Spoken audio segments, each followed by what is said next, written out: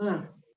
Good evening, ladies and gentlemen, and welcome to season 2 of the Stephanie Stevens Show and Pronoun TV. Thank you guys so much for supporting the channel and helping us, educate and inspire our communities and other communities that might not understand what we're all about.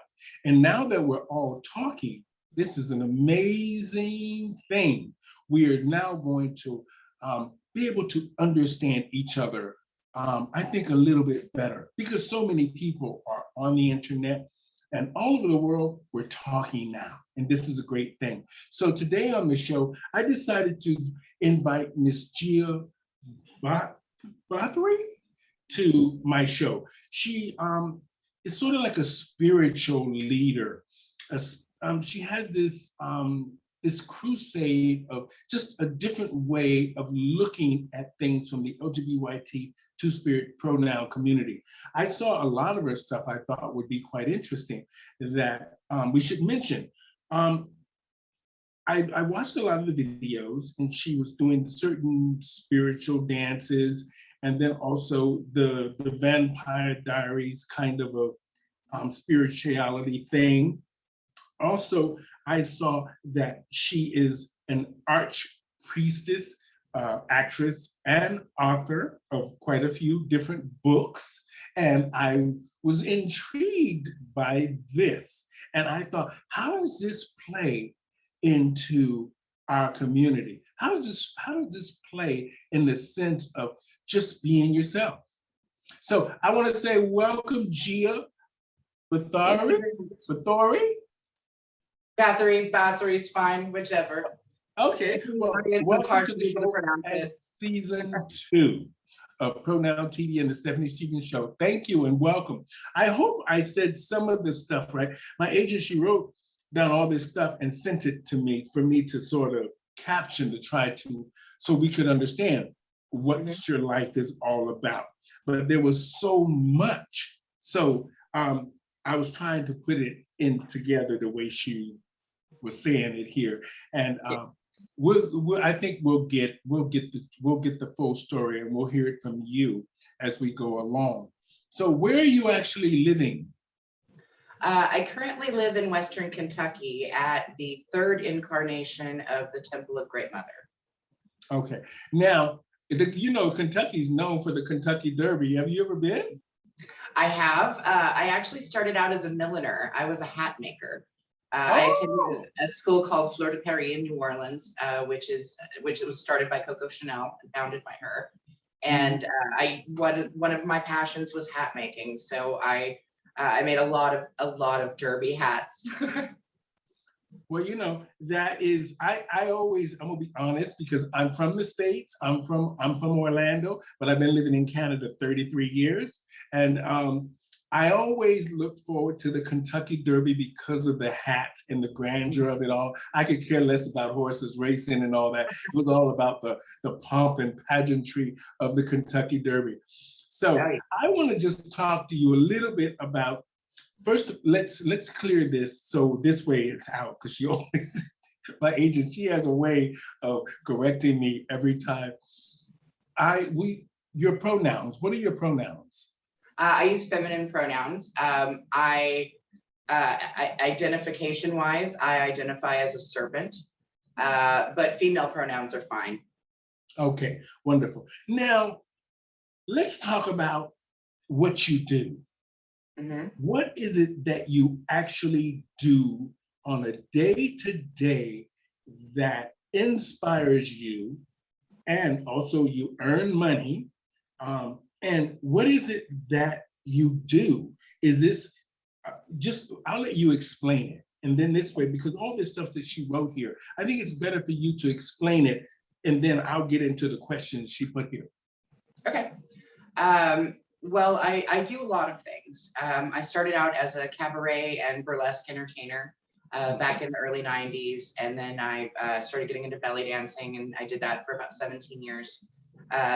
As far as what pays my bills, I run a PR company that does marketing and PR artist management for mostly fashion designers, musicians, photographers, people like that need sort of industry representation in order to keep their work safe and to keep their best interests represented.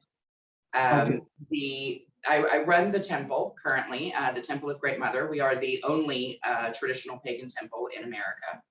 And I would say the best way to describe what we do is we teach people to find who they are, to hone it to perfection, and to find both internal and external balance within and outside of the world. Okay, so in terms of us regular people, I will say, what does that mean? Can you just sum it up? What does that mean to just normal people seeking your service? Okay, to normal people seeking my service, that would mean that one of our priestesses here at the temple can handle just about anything that's wrong in your life. If you need counseling, if you know, not licensed counseling, obviously, but if you need counsel, spiritually speaking, or with your personal life, one of us is here to help you. We're here to direct and guide people through the different aspects of their life: births, deaths, marriages, funerals, just like any other religious organization. On a day-to-day basis, we hold classes, we educate young pagans on pagan history as well as the future of paganism. And we hold a lot of events generally every week. We do sewing, weaving. We even have a Dungeons and Dragons night that we do on Wednesday nights that has been going on for 2 years straight. Mm-hmm. Now, is your company recognized by the government? Yes, we are recognized by the U.S. government. My paperwork first went through around 2013 was when we first started officially doing everything instead of just being a small group of people. Okay, are you seeing any success from what you're doing? Absolutely, tremendous success, especially in our local area. We've paved the way for so many pagans to find their own voice and a sanctuary here at the temple, and that for us, for pagans, regardless of their tradition or path, that is, it's beyond necessary. It's essential for what we do. The temple is the beating heart of our spiritual belief itself. Okay, now I want to ask this question because she wrote it here. What does pagan actually mean? I mean, most people can probably Google it and figure it out, but we want to understand, what is it you consider yourself a pagan? What is it? What is the definition for yourself? Pagan is a general definition. It's very much a broad, it's like saying LGBTQIA. It's pretty much everybody that's not a straight white Christian, you know, and a Republican. It's pretty much all the rest of the world. Paganism is a blanket term that describes any form of traditional polytheism, meaning the worship of multiple gods, goddesses, deities, or demigods. Okay, now, so do you guys actually, you know, I know the big gay bar there in Lexington, Lexington, called The Connection. Oh yeah. So, also, so do you perform there? No, not for many years. I performed at Connections, I think around like 2005, somewhere around there. But no, I usually only do performances these days for charity events, or specific events that friends of mine host, and we do events here, actually in the room that I'm in right now. We do performances and shows in here on a regular basis for all of our temple events. Okay, so it's not necessarily drag, is it? It is everything. We have drag kings, we have drag queens, we have just generally non-binary creatures. We have belly dancers, we have burlesque, we have comedy, you name it, we do it. The show is so basically fantasy and illusion. Fantasy what? Fantasy and illusion. Absolutely. Okay, now I want to ask you something that you said before about the oh my God, it slipped right out of my mind. I'll go right to the next question. It slipped, it was something really, it'll come back to me. Okay, we'll be here when it does. Now, I want to talk about the connection for just a minute. Okay. Did you ever frequent the bar? No, I did frequent the one in Nashville though, under the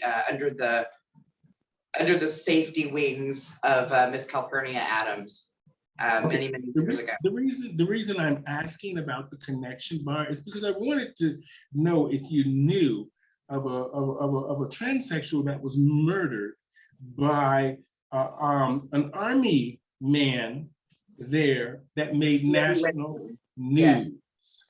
Now, I don't. The show today is not about trans murders. We've done that several times. We've talked about it, brought lots of awareness to that. But what I wanted to talk about with that was it made a real difference in your community. It made it safer. I noticed that when the girl actually had the courage to see it all the way through, when they murdered the man that she loved. And I found that quite interesting.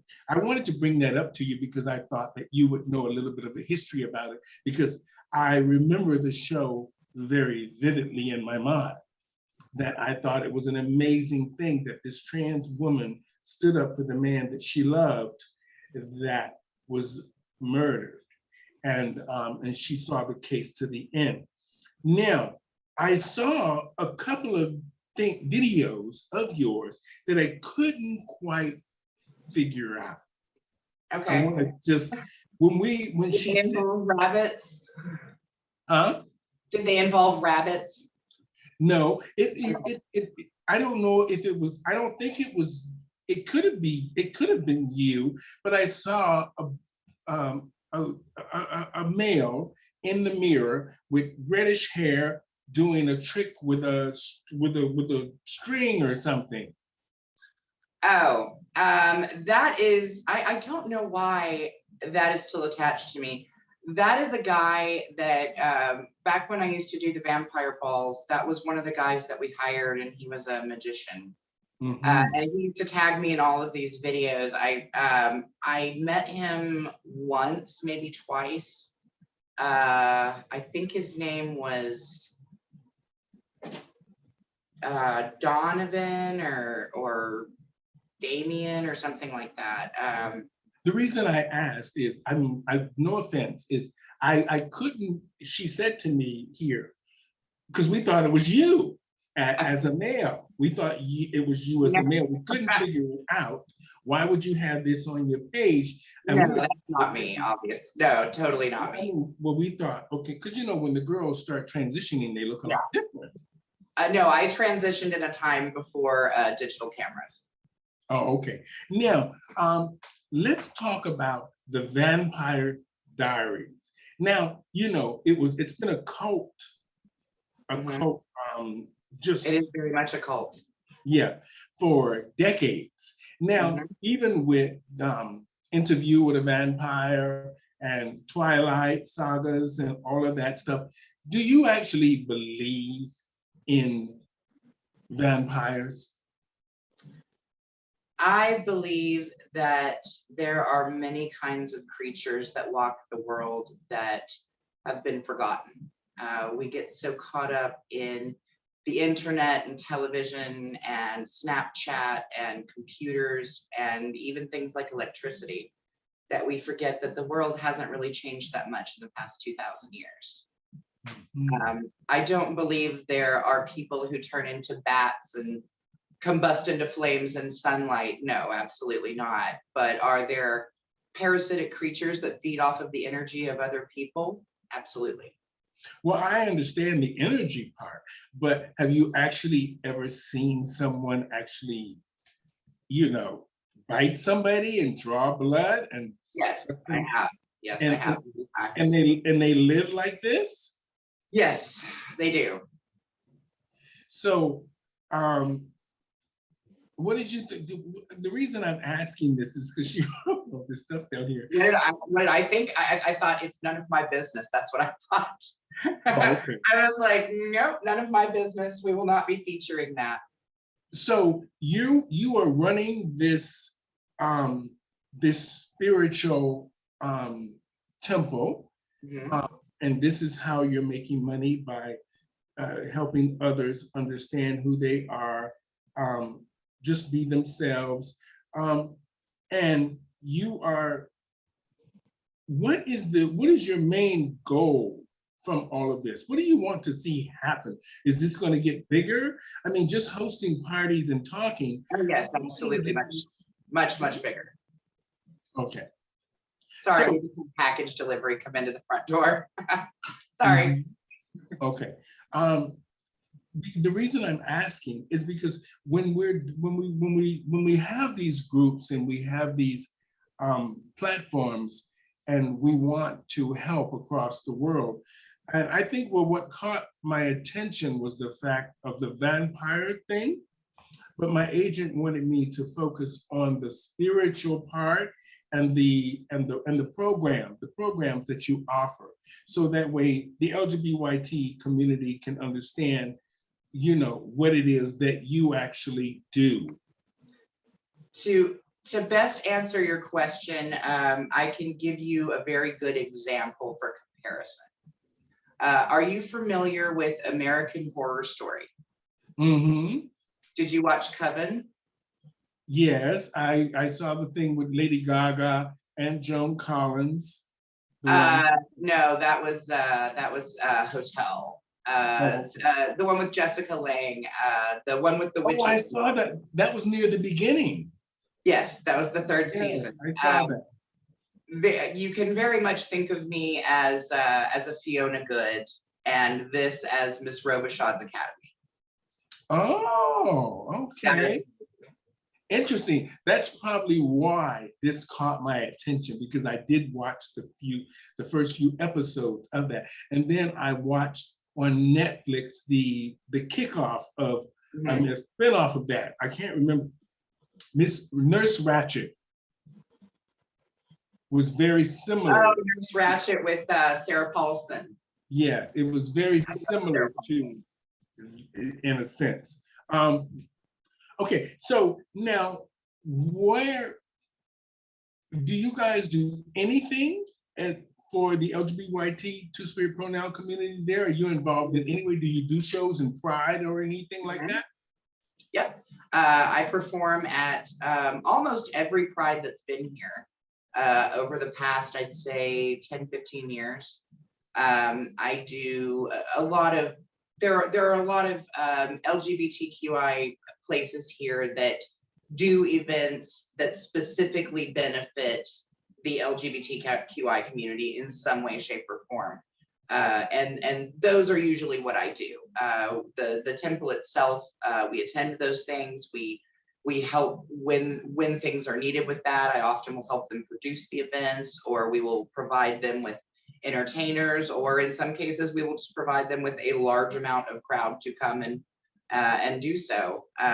We oftentimes, more than anything, are very much involved in local and national politics in the sense of activism during the Black Lives Matter movement and the marches and protests for the life and the murder of George Floyd.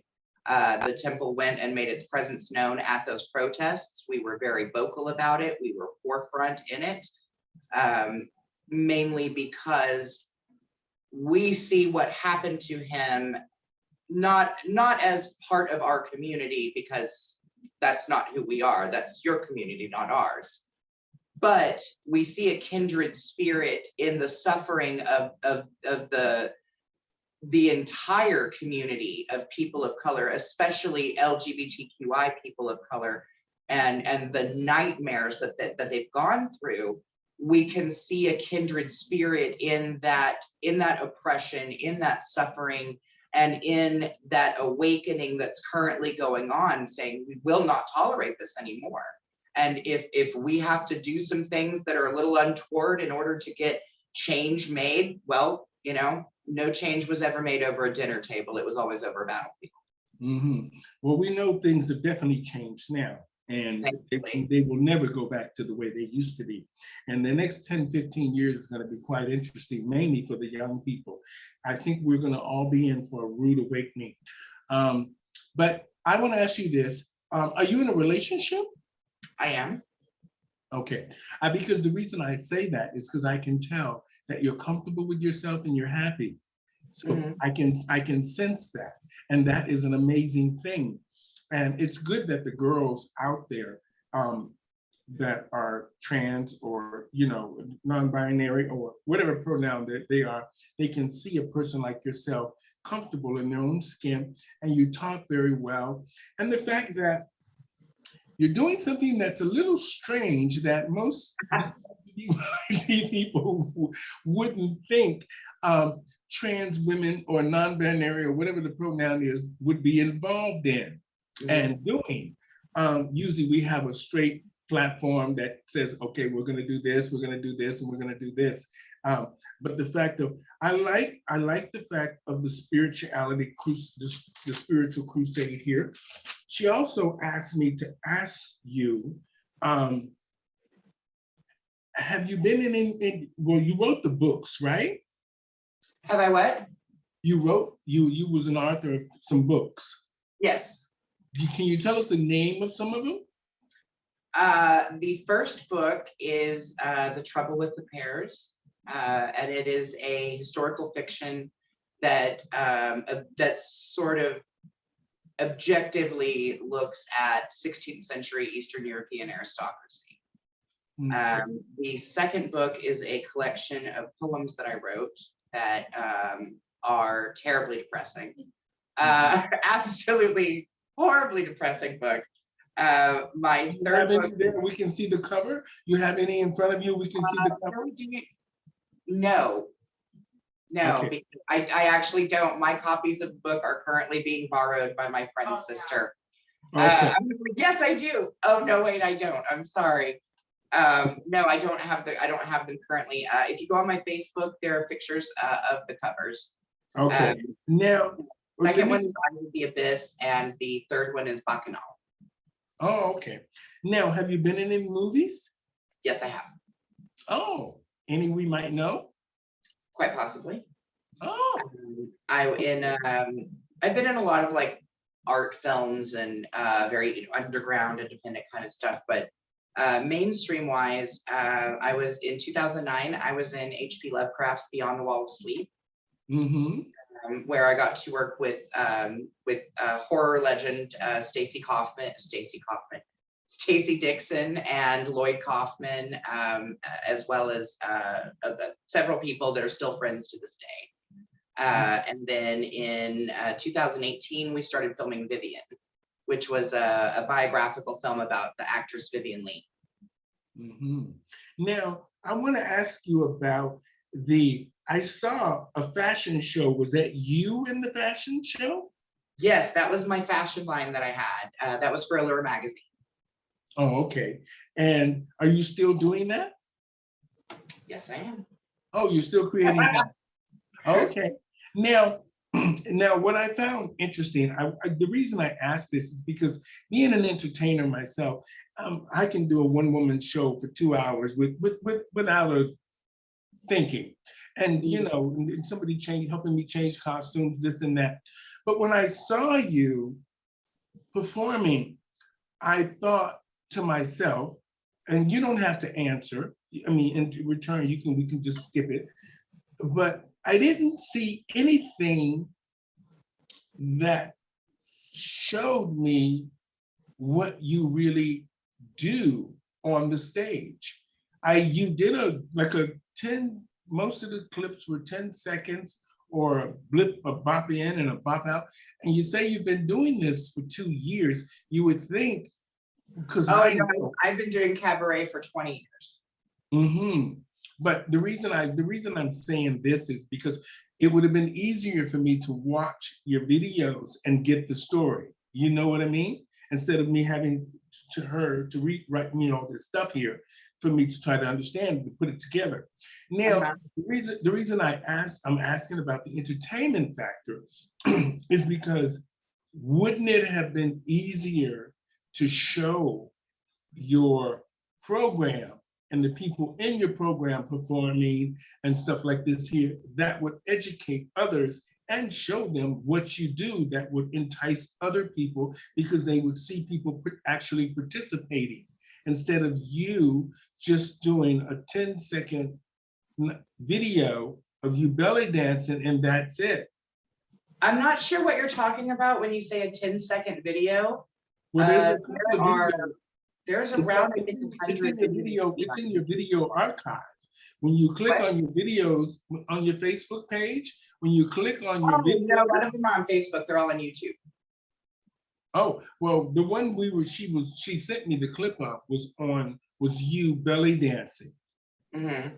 There's a lot of videos. I'm not sure Okay. which one. It may have been the promotional video for the Zodiac Films documentary. That's probably what you're talking about. Okay, can I ask one more question? I ask one more question. We're almost done here. Okay. I want to talk about the wedding ceremony that I saw in the video. Is that you? Yes. Okay, because you had dark hair. Mm-hmm. Okay. Now, are you still married with the same person? No. Okay. Now, the reason I ask that is because the same-sex marriage is a big thing now. Mm-hmm. And the fact that civil unions are being recognized around the world. And when I watched the video, I was so touched by the fact that it seemed like it was a small town. You had a small group of people that you could see that it looked really special because when you think about small towns and you think about these type of weddings, because looking at you, I would never know you were born male. I was actually born intersex. Okay, and I would never know that from looking at you because when she wrote the caption here, for me to do, I couldn't tell were you a man or a woman or non-binary, whatever the pronoun was. I couldn't, and I figured it's better for you to just tell us. Mm-hmm. So I'm glad that you explained that to us. But I thought the wedding was very touching and very real. And this is something that we don't see a lot of because our community is all smoke and mirrors. Oh yeah. So I like the fact that you at least, whatever was happening back then, you seem happy. The wedding looked legit. And it seemed like your friends cared about you and the man you were married. They were really dedicated to what was actually happening. And I want to just say, I thought that it was beautiful because it was from a small town. And us as LGBT people, we usually do things so extravagantly or so in people's face that it doesn't look kind of real because of, sometimes we can over exaggerate. I mean, I have no idea what you're talking about. Oh. So, it was nice talking to you, Gia.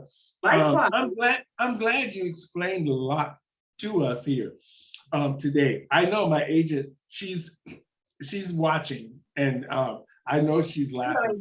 She's very funny, and but she wanted me to ask these kind of questions because we need to get to the meat of it so that our community doesn't think we're just all drag queens or people that have no lives. There is so much more to us as a community that is constantly overlooked, that is constantly drowned out by people screaming "Yas, Queen" and death dropping on stages. We are just as vast and just as diverse as any other community. I know. It's strange how we can sit and we say this, and we've been in the trenches for so many years. I tell people all the time, I've been doing this now, it's now going on 34 years, and I've been all around the world. So when she first approached me about doing this show, I was like, But it was a celebrity that actually pushed me out the gate. He kept saying to me on Twitter, you need to do this. You need to do this. You can do this. And I said, no, I can't do this. That's not what I'm interested in. He said, oh, he said, I see how you write. I see your pictures. I see how you're doing it. You have created a TV show and you don't even know it. Exactly. So so when he pushed me out the gate, and then the lady called me from LA and she says, I want you to do this, and we're going to try this and this and this and this. And now things are starting to look up. So I'm doing a little bit better now. So now I'm definitely a watcher. I've watched several of the shows that you've put out. My favorites are the ones where you're putting on makeup and you're just talking. I love those videos. Those are very fun. Oh, thank you. Well, now we've stepped it up. We've got a little studio now, so things will look a little bit more, I'll be able to talk more instead of worrying about the camera, worrying about things. I'll just be able to just do the shows with it. So I want to say thank you so much, Miss Gia. Can you get your name pronounced precisely? Because I can't pronounce it. And she's sitting over there about to fall out. My name is Gia Barthory. Oh, Gia Barthory. Okay. Well, it was nice talking to you, Gia Barthory from Kentucky. From New Orleans, but Kentucky's home now.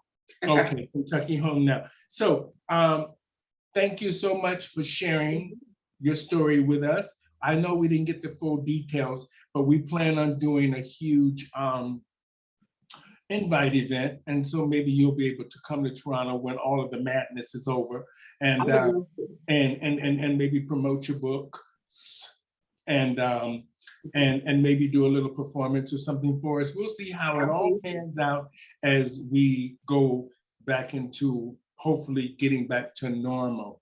So I just want to say thank you, ladies and gentlemen, for watching the show today. Today we had Miss Gia Barthory from originally from New Orleans, but now she resides in Kentucky, and she's a spiritual author and performer, and she does a lot for the LGBT two-spirit pronoun community in a sense of us all, and helping them understand who they are and to just be themselves. So we want to just round out the show tonight to say thank you for season 2 people. You're amazing. And thank you, Gia. And you will see this show in September. But until then, my friends, have a blessed week. Take care of yourselves. And remember, just be fabulous. That's it. Just be fabulous. Thank you, Gia. Thank you very much. Have a good day. You too. Bye-bye. Bye.